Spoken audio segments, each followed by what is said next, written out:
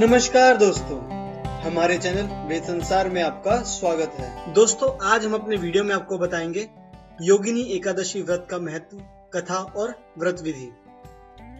दोस्तों, योगिनी एकादशी का व्रत बहुत ही अहम माना जाता है। इस खास दिन सच्चे मन से एकादशी व्रत का संकल्प करना चाहिए और फिर अगले ही दिन सुबह सुबह नहा धोकर बाकी की पूजा विधि शुरू कर देनी चाहिए।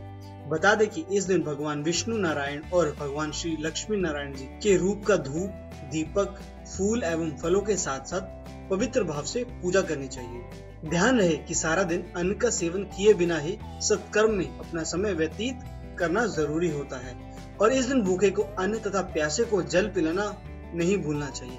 जान ले कि इस व्रत में केवल फलाहार का ही विधान है।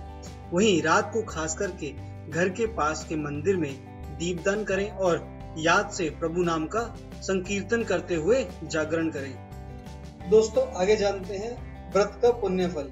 ऐसा मानना है कि जिस भी कामना से कोई भक्त संकल्प करके एक विशेष एकादशी का व्रत करता है, उसकी हर कामनाएं बहुत जल्दी पूरी हो जाती है। वहीं जीव के सभी पापों एवं विभिन्न प्रकार के पातकों से भी छुटकारा मिलता है। अगर आप किसी के दिए हुए श्राप से ग्रसित हैं, तो उससे मुक्ति पाने के लिए यह व्रत फलदायक है। यह सच है कि इस व्रत के प्रभाव से हर प्रकार के रोग, चाहे वह चर्म रोग ही क्यों ना हो, उससे भी छुटकारा मिल जाता है। आगे जानते हैं दान किसे दे। यह हम सभी जानते हैं कि किसी को दिया गया दान कभी व्यर्थ नहीं जाता है, वह सदा ही पुण्य फलदायक ही होता है। वहीं शास्त्रों के अनुसार किसी भी प्रकार का दान करते समय ब्राह्मण को दक्षिणा अवश्य देनी चाहिए। तो आइए जानते हैं क्या है जागरण की विधि।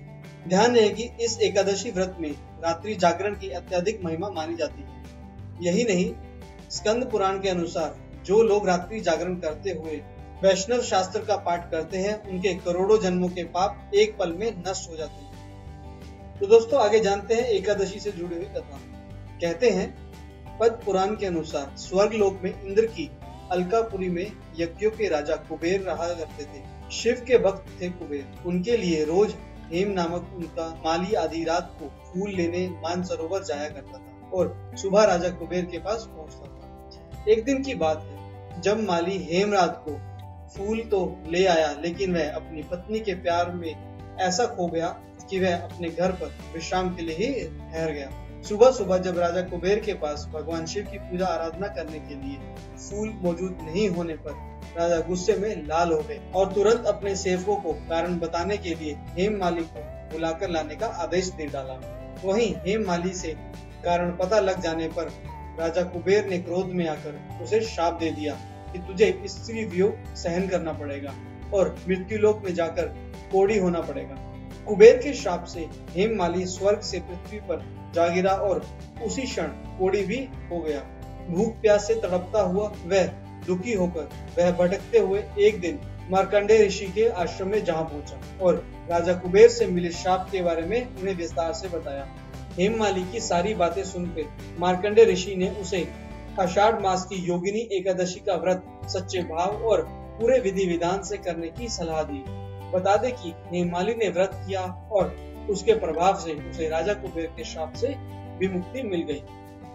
तो दोस्तों, हमने आपको इस वीडियो में योगिनी एकादशी व्रत के बारे में बताया। अगर आप इस व्रत को पूरे विधिवत तरीके से और सच्चे मन से करेंगे तो प्रभु आप पे खुश होंगे और आपकी सारी मनोकामनाएं जरूर पूरी करेंगे। तो दोस्तों, अगर आपको हमारा ये वीडियो पसंद आया तो आप इसे लाइक, कमेंट और शेयर जरूर कीजिएगा और साथ ही साथ हमारे साथ बने रहने के लिए हमारे चैनल को जरूर सब्सक्राइब कीजिएगा, क्योंकि हम आगे भी आपको ऐसे बहुत से रहस्यमय और रोमांचक वीडियो दिखाते रहेंगे। तब तक के लिए आप बने रहिए वेद संसार के साथ। धन्यवाद।